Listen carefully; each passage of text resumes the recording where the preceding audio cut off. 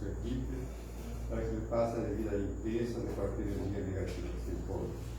Pedimos a purificação da água, pelo remédio necessário para nossas casas, e assim, em nome de Deus Jesus Cristo da caridade, para nos iniciar a atividade da quarta da noite.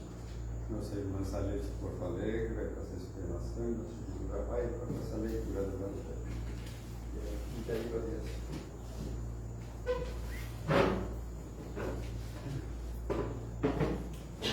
Do Evangelho segundo o Espiritismo. A fé, mãe da esperança e da caridade. A fé, para ser proveitosa, deve ser ativa, não deve entorpecer-se. Mãe de todas as virtudes que conduzem a Deus, deve velar atentamente pelo desenvolvimento das filhas que dela nascem. A esperança e a caridade são consequências da fé. Essas três virtudes são uma trindade inseparável. Não é a fé que dá a esperança de ver cumprirem-se as promessas do Senhor? Mas se não tendes fé, o que esperareis? Não é a fé que dá o amor? Mas se não tendes fé, que reconhecimento tereis? E por consequência, que amor? A fé, inspiração de Deus, desperta todos os nobres instintos que conduzem o homem ao bem. É a base da regeneração. É preciso, pois, que essa fé seja forte e duradoura. Se a menor dúvida é suficiente para abalá-la, em que se transformará o edifício que construireis sobre ela? Portanto, erguei esse edifício sobre fundações inabaláveis. Que vossa fé seja mais forte que os sofismas e as zombarias dos incrédulos. Pois a fé que não enfrenta o ridículo dos homens não é verdadeiramente fé. A fé sincera é arrebatadora e contagiosa. Comunica-se àqueles que não a tinham ou mesmo que não queriam tê-la. Encontra palavras persuasivas que falam a alma, enquanto a fé aparente não tem senão palavras sonoras que produzem frio e indiferença. Pregai pelo exemplo de vossa fé, para transmiti-la aos homens. Pregai pelo exemplo de vossas obras, para fazer-lhes verem o mérito de vossa fé. Pregai através de vossa esperança inabalável, para que vejam a confiança que fortifica e faz que se enfrentam todas as vicissitudes da vida. Tende fé, portanto, mas em tudo que ela tem de belo e de bom, em sua pureza e sua racionalidade. Não admitais a fé sem controle, filha cega da cegueira. Amai a Deus, mas sabei por que o amais. Crede em suas promessas, mas sabeis por que credes nele. Segui vossos conselhos, mas tende em conta o objetivo que vos mostramos e os meios que vos propiciamos para atingi-lo. Crede e esperai sem nunca enfraquecer. Os milagres são obras da fé. José Espírito Protetor, Bordeaux, 1862.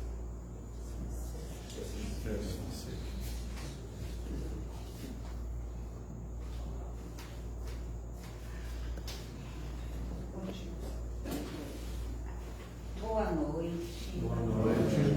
Sejam todos muito bem-vindos na noite de hoje para refletirmos um pouco sobre o Evangelho segundo o Espiritismo. Na noite de hoje gostaria de conversar com vocês sobre a caridade. Essa palavra que traz muito mais do que ajudar o próximo, muito mais do que doar um lanche, um agasalho. A caridade, ela exige que nós sejamos humildes. Porque quando nós não somos humildes, nós não somos capazes de perceber que todos nós, indistintamente, somos irmãos. Sejamos nós crianças, sejamos nós idosos, sejamos nós ricos, pobres, analfabetos, intelectuais, pós-doutores, não importa. Todos nós somos irmãos, filhos de um mesmo Pai, que é Deus. E quando nós não temos essa humildade para percebermos esse nosso parentesco com os nossos irmãos. Nós, em verdade, nos deixamos vestir por virtudes que nós não possuímos.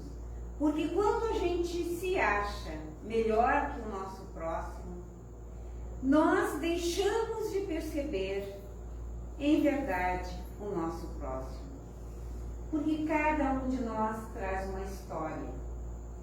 uma história de alegria, de dor, de sofrimento, de vitórias e também de derrotas. E para que nós possamos ser capazes de sentir o nosso próximo, de olhar para ele e sinceramente ter a capacidade de escutá-lo, nós temos que ser humildes. Porque se nós já chegarmos ao nosso próximo achando que nós sabemos mais que ele, não importa que nós tenhamos anos de estudo, até mesmo a doutrina espírita, não importa que nós saibamos a Bíblia de frente para trás e de cor, nada disso importa. Importa realmente é o sentimento que o nosso coração tem para com o nosso próximo. Esse sentimento que é capaz de se abrir ao outro. Esse sentimento que aceita que o outro nos critique, que o outro nos diga palavras duras, inflexíveis, e que mesmo recebendo palavras duras e inflexíveis, ainda assim permaneçamos com relação a eles com um sentimento de amor. O sentimento de amor é melhor explicado, para que possamos entender, com relação ao amor de uma mãe pelo filho, ou de um pai pelo filho. Quanta coisa uma mãe faz pelo filho, desde pequenino. Uma mãe não conta as vezes que acorda durante a noite e nem um pai para atender esse pequeno. Uma mãe muitas vezes deixa de comprar coisas para si para comprar para o filho. Então este amor de uma mãe para com o filho é o exemplo mais puro que tem de um amor universal, que um dia nós seremos capazes de ter, não só para com o nosso filho, para a nossa família, mas sim para com toda a humanidade, até mesmo com aquele que nunca tenhamos visto, que nos bata a porta ou que passe por nós na rua. Teremos esse sentimento de amor. E assim, quando nós todos conseguirmos trabalhar melhor esse sentimento de amor, à medida em que nós, cada um de nós, for trabalhando melhor esse sentimento de amor, a humanidade vai melhorando. A humanidade vai se transformando de prova e expiação para um planeta melhor, para um planeta de regeneração. Isso não é tarefa do outro, dos governos, dos pastores, dos palestrantes espíritas, dos diretores de casa espírita, dos mentores espirituais. Isto é tarefa de cada um de nós que hoje aqui se encontra presente. É dentro de nós que nós temos que trabalhar essas questões. É conosco mesmo que nós temos que ver o que temos que melhorar. Porque é muito fácil ver o que o filho tem que melhorar, o vizinho tem que melhorar, o esposo tem que melhorar. A gente sempre vê o que o outro tem que melhorar. Mas poucas vezes a gente olha para dentro de nós e se dá conta de que nós podemos nos modificar. O outro só depende dele. Nós podemos dar conselhos, nós podemos indicar livros, nós podemos contar histórias, né, de pessoas que tiveram sucesso nessa caminhada evolutiva. Mas somente ele que poderá fazer isso por ele. E aí fica a nós a tarefa de nos olharmos para dentro de nós, nos pensarmos conosco mesmo. O que move nossos pensamentos? Porque nós temos muitos pensamentos que nós, às vezes, não temos nem coragem de colocar aos outros. Então, esse olhar para dentro de nós, não nos condenando, Não temos que nos condenar, temos que nos analisar. E nessa autoanálise de nós para conosco mesmo, nós vamos vendo as coisas que nos movem, as coisas que nos machucam. E trabalhando dentro de nós, nós nos tornamos melhores. E é preciso esse trabalho de cada um de nós com relação a si próprio. A caridade é muito linda, é muito bonita. Na questão das enchentes, houve muitos trabalhos caridosos. Muitas pessoas doaram, se dedicaram, aceitaram pessoas dentro das suas próprias casas. Mas é um trabalho externo que tem que ser feito junto com um trabalho interno de amor. É preciso aprender a amar aquela sogra, aquela nora, que quando a gente dá o melhor da gente, faz a comida com toda a dedicação, ela olha e torce a cara, num certo desprezo. E aquilo cala fundo no nosso coração. Dói, claro que dói. Mas aí nós temos que pensar assim, a nossa irmãzinha, que hoje age assim, diante da minha melhor intenção de ajudá-la, de fazer o melhor para ela, de receber bem ela só age assim, porque em verdade, dentro dela, as coisas não estão bem. Porque se ela estivesse bem, se ela estivesse feliz, se ela estivesse assim, aberta ao bem e ao amor, mesmo que ela não gostasse daquela comida, vamos supor que eu fizesse um sagu assim, ela não gostasse de sagu, ela até poderia dizer, olha, eu não gosto muito de sagu, mas vou experimentar, né? E ser gentil, caridosa, amável com a pessoa que fez. Mas quando a resposta é de deboche, é de raiva, é de ira, é porque a própria pessoa não está bem. E aí não cabe a nós deixar que essas energias que o outro está em desalinho nos atinjam. Isso vai tirar a nossa paz. Não tem coisa mais preciosa para cada um de nós que a própria paz. A paz da saúde. Se nós conseguirmos manter dentro de nós esse sentimento de paz, tranquilidade, essa certeza em Deus de que tudo está certo. Tudo absolutamente está certo. E aí, para a gente saber que tudo está certo, a gente tem que usar aquilo que Jesus, que Deus nos traz, que é a questão da razão.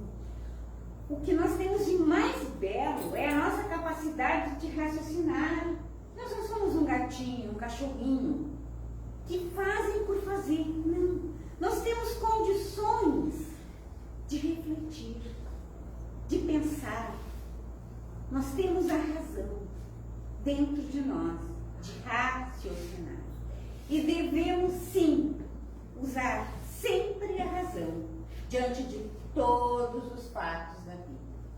Nunca devemos aceitar por aceitar, mas sim aceitar raciocinando. É como o nosso irmão leu hoje no início a mensagem sobre a questão da fé raciocinada. E não é feio, gente, duvidar, criticar no bom sentido, de questionamento. Se tem dúvida, questiona, tenta entender, não aceita por aceitar, não diz que é porque é.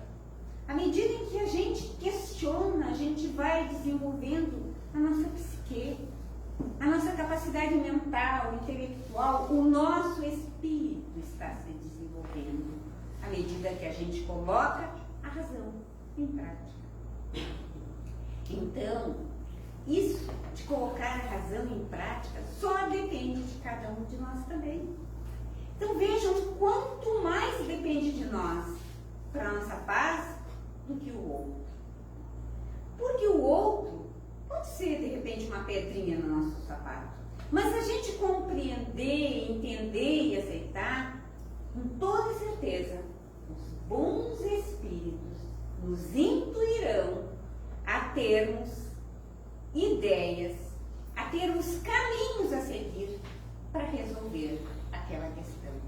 Nós não viemos ao mundo para sofrer.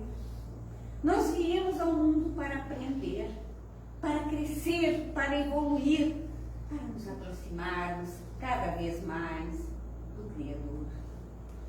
E nós só vamos fazer isso nos dedicando de corpo e alma ao raciocínio, ao pensamento e buscando nos bons espíritos, nos amigos espirituais, a ajuda necessária, a força para acharmos os melhores caminhos para nós seguirmos. Às vezes as coisas estão tão difíceis e a gente tenta e tenta e tenta e não adianta, não consegue. Aí busquemos a prece, busquemos a oração. Não seremos desamparados, porque todos nós temos amigos espirituais que constantemente estão ao nosso lado, tentando nos intuir, nos dar boas ideias, nos mostrar caminhos. Porque se a gente está tentando tanto tempo resolver uma coisa de um determinado jeito e não está dando certo, quem sabe se a gente para um pouco, reflete, pensa, quem sabe se não é por aí, quem sabe se não tem um outro caminho melhor. Mas sempre esse caminho melhor, ele nunca pode visar prejudicar o próximo. Todas as nossas ações têm que estar voltadas ao amor e ao bem. Porque tudo aquilo que intencionalmente, sim, com a intenção de prejudicar o próximo, for feito por nós, causará para nós uma responsabilidade que mais cedo ou mais tarde nós teremos que assumir. Quem errou tem que acertar. Não precisa ser pelo sofrimento, é verdade, porque a gente tem ainda muito a ideia de sofrimento. Não precisa ser, pode ser de outra forma, pode ser com alegria. Mas, de alguma forma, a gente vai ter que restituir. E falando da questão da caridade, às vezes as pessoas acham que para fazer caridade tem que ter dinheiro, tem que ter condições. Então hoje aqui eu quero contar uma história real de uma senhora que morava numa cidadezinha da periferia de Porto Alegre, perto de Porto Alegre. Uma senhora muito humilde, que tinha muitos filhos.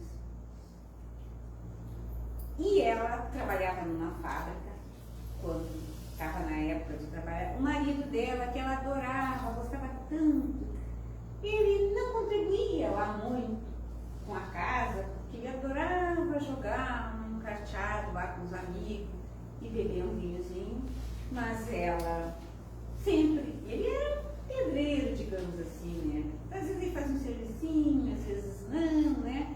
E ela ia levando com muita fé a família dela, tudo. E ela se compadecia muito de todo mundo que estava à volta.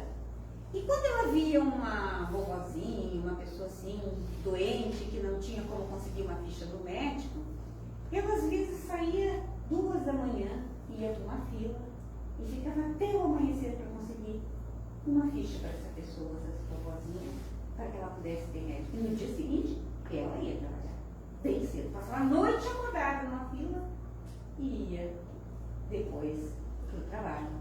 E aí depois foi passando, ela se aposentou, e aí ficou mais difícil, e como ela tinha pessoas à volta que ela viam que necessitavam mais dela, ela sabia fazer crochê. Então ela fazia paninhos de crochê e fazia rifas.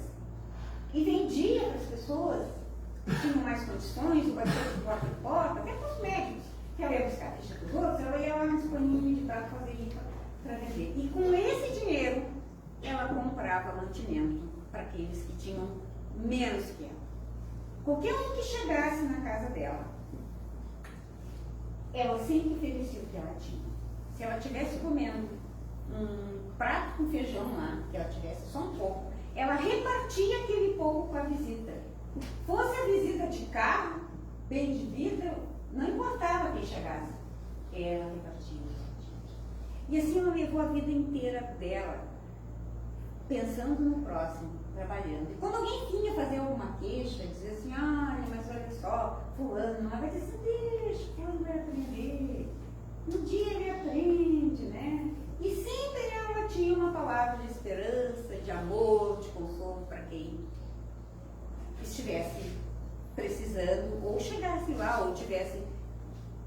A fé dela era tão grande que uma vez chegou uma senhora lá na casa dela e estava com a pressão muito baixa. A pressão estava estourando, a pessoa estava dando derrame. Daí ela disse assim para a filha dela: filha, corre e faz um café preto, bem forte, que vai curar ela. A gente sabe, né? A pessoa está com a depressão lá nessa altura, vai tomar um café preto forte, vai, né? Não te faz isso. Dá um copo com água, mas não, nem sei, né? Mas corre pro médico. Porque nem tinha médico perto. E aí ela fez, deu o café, passou na hora. A pessoa foi baixando, a mulher. O que é isso? É o magnetismo do amor que ela tinha, que os espíritos superiores ajudaram a intensificar e transformar aquele café preto forte num remédio. Um remédio poderoso para ajudar. Mas o que eu queria contar para vocês é que depois de muito tempo ela desencarnou e foi para o plano espiritual. E quando ela veio mensagem na mesa mediúnica, ela disse assim: eu vim aqui com a permissão para trazer uma mensagem para os meus filhos, que ela tinha muito, tinha quase 10 filhos, que eles sigam o caminho do bem. Que não importa as dificuldades que eles enfrentem, sempre sejam honestos, sempre procurem ajudar os outros. Porque, digo para vocês, ela falou na última, que não tem coisa mais linda que o plano espiritual. Ela disse que era tão lindo, tão deslumbrante, que ela não conseguia escrever em palavras o que era o plano espiritual. Então, todas as dificuldades que a pessoa tivesse aqui, valia a pena investir numa conduta reta, numa conduta de fé em Deus, porque depois era lindo demais. Eu não conto também que ela tinha uma tosse alérgica que fez ela padecer anos a fio. E ela tossia, né? E sofreu com aquela tosse. Então vejam só. Uma pessoa que dedicou-se ao próximo, né? No anonimato, porque não tem o nome num livro espírita, não tem o nome, né? Ela veio trazer aquela mensagem para que os filhos percebessem o quanto era importante seguir os conselhos que ela, quando mãe, dava para eles. Ajuda teu próximo, não faz mal para ninguém. Se puder repartir, reparte. Se não puder repartir, busca recurso para repartir, como ela fazia. Né? Buscava recurso mesmo na precariedade financeira que ela vivia. Então, vejam só. Vale a pena nós sabermos desses exemplos. Vale a pena a gente se dedicar, procurar todo dia ao acordar de manhã, pedir a Deus: Deus, me ajuda. Hoje eu quero ser melhor que ontem. Hoje eu quero contribuir de alguma forma contigo. Quantas vezes os irmãos espirituais precisam da ajuda de um encarnado para chegar numa vizinha e dar uma palavra de consolo, que às vezes está à beira de um suicídio e não encontram ouvidos sensíveis que possam receber aquela intuição para ir até aquela vizinha e levar aquele consolo, levar aquele socorro. Então que possamos nós mantermos a nossa conexão com o mundo maior, que nós possamos ter a sensibilidade para ouvir os nossos mentores espirituais, não só em benefício próprio. Quando eu falei no início de hoje, eu comecei a falar, que eu falei que eles nos dariam caminhos melhores para nossas dificuldades, mas também nos colocarmos à disposição para os nossos irmãos, porque tem tanta gente que sofre nesse mundo de Deus. Tem tanta gente passando necessidade, miséria, e nem sempre a miséria é física. Às vezes é uma pessoa bela, bonita, rica, e que sofre enormemente. Encontra um vazio tão grande dentro de si, que sofre muito mais do que a gente, que todo dia levanta e vai, trabalha, e ir para casa, e corre para cá e corre para lá. Às vezes a gente não tem ideia do sofrimento dessas pessoas. Então, onde quer que a gente esteja, que possamos levar uma palavra de amor, um sorriso. Até um desconhecido, às vezes um sorriso Uma pessoa está tão triste, ela recebe um sorriso, aquilo ajuda. Por quê? Porque não é só o sorriso dos lábios, é o magnetismo que quando a gente sorri, a gente irradia ao outro, ao próximo, e a gente nem se dá conta de quanta energia boa tem dentro de nós e como nós podemos usar essa energia boa em prol dos outros. Tudo bem que a gente não esteja bem, mas que estão piores que a gente. Porque nós, pelo menos, já estamos aqui, numa noite de quarta-feira, vindo aqui para refletir, para pensar, para receber o passe. Então, a gente já está melhor, a gente já percebe o aumento que tem no plano espiritual aqui. Mas quantos e quantos não percebem ainda? Quantos e quantos acham que é nos bares, na bebida, nas drogas, que acharão esse alento? Quando, na verdade, cada vez mais se afundam, tornando cada vez mais difícil as suas próprias caminhadas. Possamos nós termos dentro de nós essa bondade que se oferece para ajudar e não para julgar. Porque não tem nada mais dolorido que uma pessoa que está errando, que está pisando no barro, às vezes por própria responsabilidade, mas não importa. Não tem nada mais dolorido que o julgamento do outro, que o olhar de desdém, de menosprezo, ou até mesmo do isolamento. Quantas vezes nos afastamos de pessoas difíceis, não nos dando conta que talvez esses difíceis precisassem, quem sabe, de um pouquinho mais de paciência, um pouquinho mais de amor, um olhar, um sorriso, de acolhimento. Quem de nós não gosta de ser acolhido? Como é bom esse sentimento de acolhimento quando a gente chega num lugar e a gente percebe que a gente é querido e amado. Esses que nos agridem também são assim. Também o acolhimento sensibiliza e toca o coração deles. Mas quem sabe lá o que vai em suas almas, que ainda respondem ao acolhimento com pontapés muitas vezes e palavras de agressão.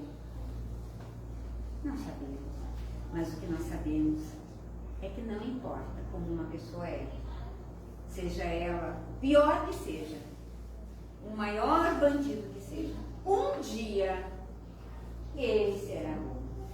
Um dia ele estará trilhando o caminho da caridade, o caminho do amor. Um dia ele terá paz em seu coração.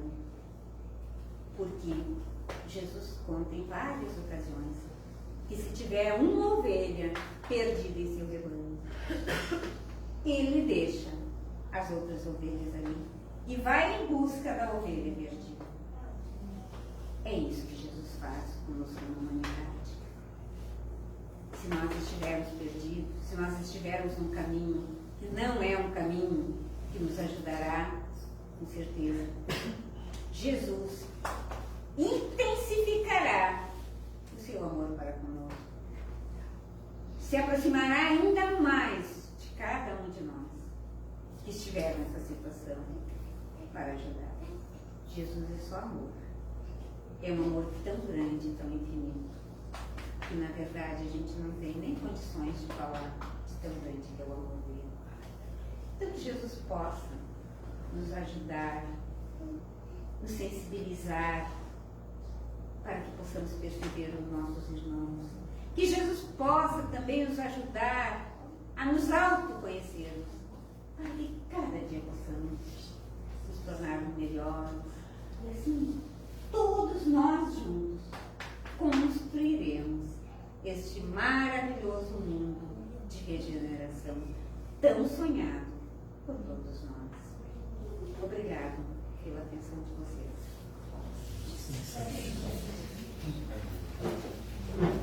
Vamos agora para a revitalização particular, esse conceito, para enviar o pensamento positivo, para um irmão que está precisando de ajuda, vamos para aqui.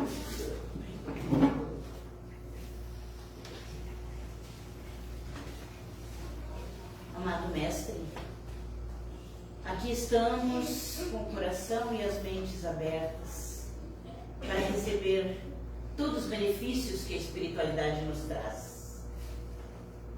Que a gente possa, neste momento, estar conectado com a espiritualidade maior, através dessas reflexões, desses ensinamentos que a tua doutrina nos traz. Muito obrigada, Senhor. Por isso nós queremos aproveitar esses momentos e orar. Orar por aqueles que não te conhecem, Jesus, que não tiveram a oportunidade da reflexão que nós estamos tendo. Orar por todos aqueles que partiram para a espiritualidade sem ter a oportunidade de conhecer o teu Evangelho. Muito obrigada, Senhor, que possamos, neste momento, irradiar aos nossos entes queridos que já partiram para a verdadeira vida, aqueles que nós anotamos nas caixinhas, encarnados e desencarnados, estejam recebendo uma visita fraterna de espíritos bondosos e consoladores. Queremos orar, Jesus, pelos nossos irmãos de jornada, por aqueles que se encontram nos hospitais, em um leito de dor, nos manicômios, nos asilos, nos presídios, nos orfanatos e muitas vezes dentro da nossa própria casa. Queremos orar, Jesus, por todos os nossos irmãos, como foi dito na explanação da irmã, que a gente nem enxerga, mas que estão bem perto de nós. Que eles sintam a tua presença amiga e as nossas vibrações de harmonia, de paz, de saúde e equilíbrio.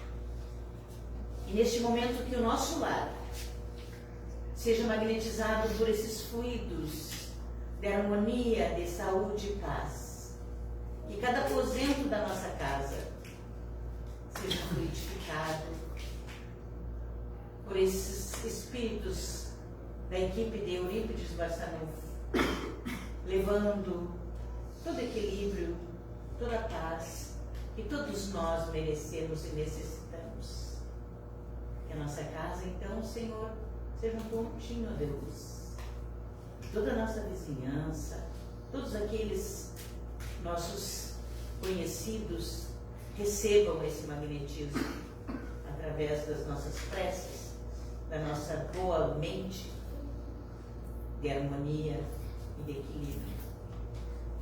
E nós que aqui estamos, queremos agradecer esta oportunidade e que a gente possa sair daqui muito melhores do que quando chegamos. Muito obrigada, Senhor, e que assim